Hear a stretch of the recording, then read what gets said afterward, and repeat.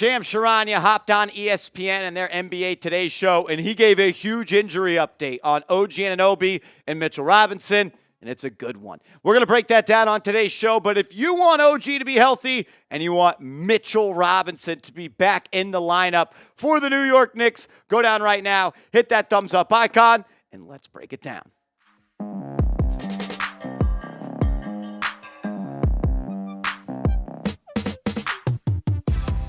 This is big. The injury updates that Shams Charania provided for OG Anunoby and Mitchell Robinson are huge and good news for the New York Knicks, which once looked like a season-ending non-contact injury for OG might not be that bad, and we got big news on Robinson and a plan for when he may return. Shams Charania saying this on Anunoby, quote, "With OG Anunoby on the other side, out since last Saturday with a foot injury, I'm told specifically it's a toe issue. He's targeting a return at some point after the All-Star break. This is the Knicks and Anunoby looking at the calendar, seeing how close we are to the All-Star break, seeing how they can use this time smartly and wisely. As far as my understanding, it's more of an irritating injury, not something structurally wrong or serious. Look for OG Anunoby to be back sometime after the All-Star break." Look, there was a weird feeling in the air for me and inside my stomach when I saw OG go down without contact and grab his calf and then grab his Achilles tendon. And that's why I said on the show, I do not trust a thing that the New York Knicks medical staff ever says about injuries, because they lied about Mitch, they lied about Julius, then they lied about Mitch again, then they lied about OG, and here we are. They may have lied about OG, but we actually are pretty excited about what this injury means. Look, there's no rush, no need to rush OG Anunoby back onto the floor for the New York Knicks. I think we saw how important the lack of having him out there against the Celtics on Saturday night was. And the All-Star break, it is right around the corner. Use these final 2 or 3 games. I think it's 2 games prior to the All-Star break. Use that 8 days off and have OG ready to rock and roll, be at 100%. No risk of further injury, no risk of bringing that injury into worse situations, and just get back to 100%. Because at the end of the day, I felt like this last year. I feel like it again now. This team is going nowhere if OG Anunoby is out. This team is going nowhere if OG Anunoby is not at 100%. If OG Anunoby actually does not play the best basketball of his career, the Knicks are going nowhere.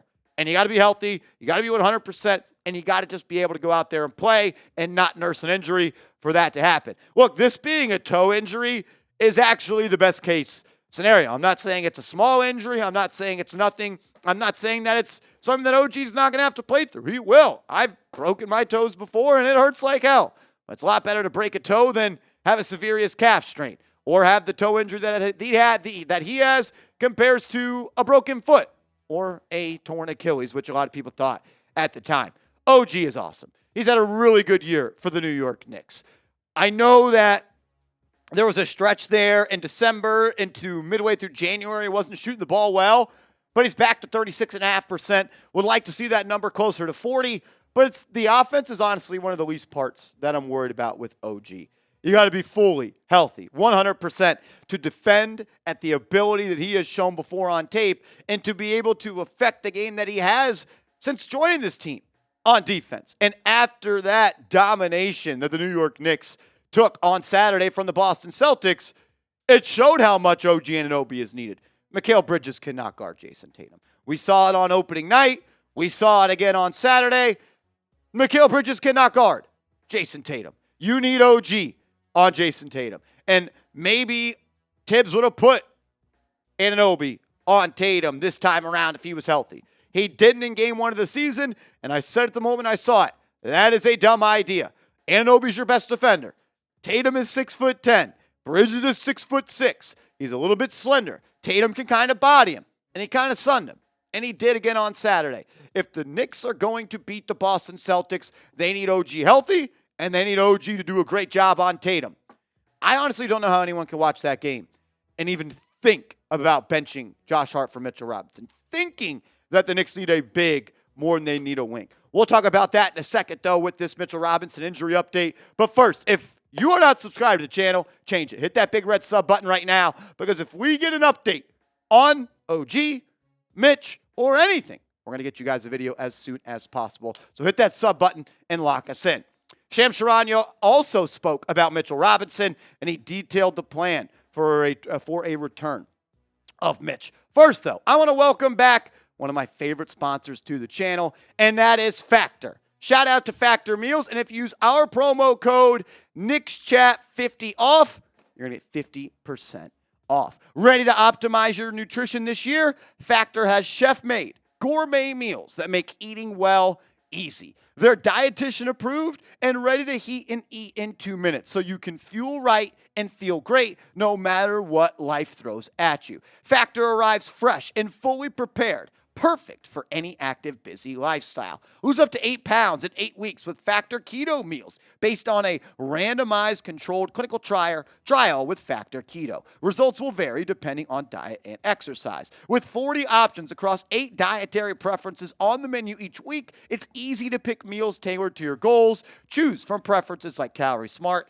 Protein Plus, or Keto. Factor can help you feel your best all day long with wholesome smoothies, breakfasts, grab-and-go snacks, as well as more add-ons. Reach your goals this year with ingredients you can trust and convenience that can't be beat. Look, I'm someone that has a busy schedule doing all these Knicks games. Getting Factor back in my kitchen is going to be a big boost. And you can do the same. And you can eat smart with Factor. Get started at factormeals.com/NicksChat50OFF and use code NicksChat50OFF to get 50% off your first box plus free shipping. That's code NicksChat50OFF at factormeals.com/NicksChat50OFF to get 50% off plus free shipping on your first box today.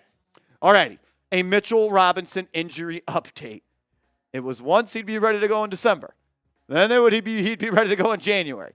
Then the end of January. Then February. Then the end of February. Now, I think we actually have a legit date. Shams Charania said this, quote, Mitchell Robinson has been out all season. He had off-season foot surgery. He's expected to start 5-on-5 play here very soon. I'm told he and the Knicks have a goal before March 1st, his season debut. For a timeline that has been sketchy and not full of truth and not a lot of certainty, it does seem like we are finally getting to the end of the road of the Mitchell Robinson injury storyline. And it sounds like he's getting close. Look, it's been weird. It's been shaky. I don't know if they've been telling the truth. I don't know if there's been a setback. I don't know if they were trying to make him seem more healthy as we got closer to the trade deadline or what.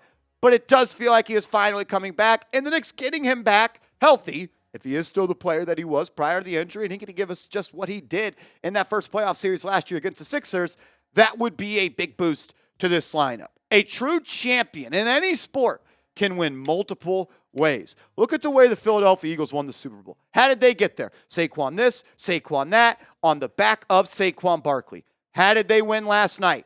Jalen Hurts making all the throws. The Knicks can outskill you. The Knicks can outscore you. They've showed they can win with defense, but they haven't had that left hook of being able to dominate on the offensive glass, and getting Mitchell Robinson back should do that. Before I go any further in this video, I want to make this abundantly clear. No, the Knicks should not bench Josh Hart, and no, the Knicks should not start Mitchell Robinson. Why would they do that? We just took 3 steps forward this year. Playing 5-out offense, all of the spacing, layup after layup, rim run after rim run, open shot after open shot, space and pace, offensive skill. Did we all watch the Celtics game? Did we all see why the New York Knicks got blown off the court? One, there was no spacing because Precious was there inside the paint, taking up those open layups for Josh Hart, taking up those open, easy layups or 6-foot mid-range shots for Mikal Bridges. The Knicks did not lose against the Celtics because they could not rebound. The Knicks did not lose against the Celtics for the second time because they could not defend the rim. The Knicks lost to the Celtics because they could not guard on the perimeter. And I know there's a lot of Mitchell Robinson fans out there. I do not want to see a lineup of Mitch and Cat chasing around the Celtics on the perimeter. I don't want to see Mitch fighting through screens. We've seen what's happened in the past when Mitchell Robinson gets involved on defense in a pick and pop. It's Porzingis 3 here, it's Porzingis 3 here, and it's Porzingis 3 there. Mitchell Robinson does not improve the perimeter defense. Mitch gives you a boost on rebounding. Mitch gives you a boost on protecting the rim.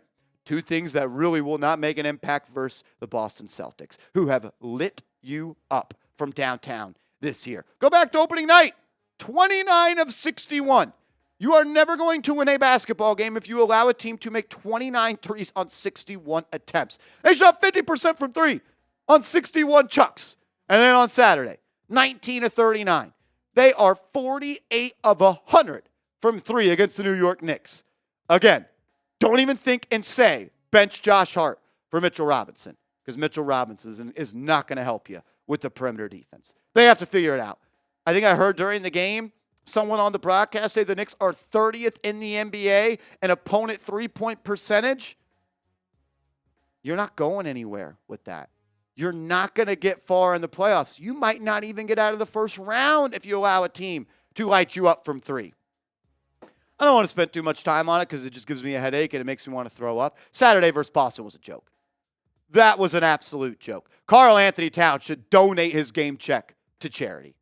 Tom Thibodeau, you should donate your game check to charity. You don't deserve to be paid after you played. Tom Thibodeau again outcoached by Josh Mazzulla, whatever the hell his name is. Karl Anthony Towns is averaging 9 and 9 in 2 games against the Boston Celtics. You do not deserve to get paid for the way you've played against them. If Karl Anthony Towns can't figure out how to beat Jason Tatum when Jason Tatum is guarding him, the New York Knicks are cooked. I am tired of seeing teams put wings on Karl Anthony Towns, and he can't score on them. But hey, let's start Mitch. Let's go double big. And now let's actually give the defense and the opposing team a better opportunity to put a wing on Karl Anthony Towns. It makes no sense. If this team is going to win it all, it's with Cat at the 5. It's with people flying around on defense, which they have not been doing, and you got to make your threes. You're not winning the NBA Finals with Mitchell Robinson in the starting lineup. What's the confidence? Your confidence level in the New York Knicks winning the Eastern Conference and getting to the NBA Finals. Scale it from 1 to 10. 1 being you have no confidence. 10, you're still riding or dying with the New York Knicks. Let me know your thoughts. And make sure you are following me on social media. I'm on Twitter. I'm on IG @MarshallGreen_. Hit me up and let's go Knicks.